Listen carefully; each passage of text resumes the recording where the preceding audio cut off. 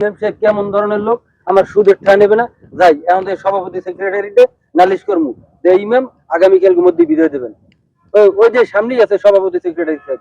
আসসালামু আলাইকুম সভাপতি সেক্রেটারি সাহেব, কেমন আছেন? ওয়ালাইকুম আসসালাম। তুমি যে এত বিরক্তি হয়ে আমাদের কাছে আসতেছো, তুমি কি কিছু বলবে আমাদের? বলেন, কি বলবেন বলেন।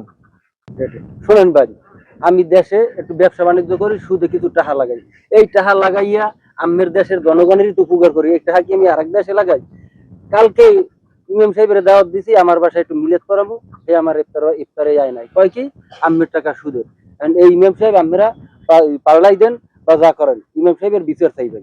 গত জুমায় কি তুমি মসজিদে আসছিলা? আমরা তো গত জুমায় আলোচনা হয়েছে এই সুদ কারবারি নিয়ে। এই সুদ খাওয়া হারাম, ভালো না, এবং কোন সুদের কোনো টাকা আমরা এই মসজিদে নেব না।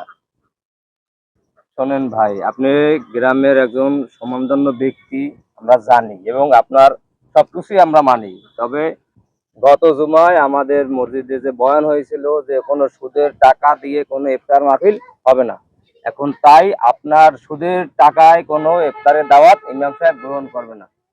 আমরা রমজানে আরো ডিসিশন নিছি যে এই রমজানের পরে যে জুমা আসবে ওই জুমায় আমরা বলবো যে আমাদের এই মসজিদে কোনো হারাম টাকা আমরা গ্রহণ করব না। ঠিক। হারাম টাকা দিয়া কোনো কাজ আমাদের এই মসজিদে উন্নয়নের কোনো কাজ হবে না। হবে না।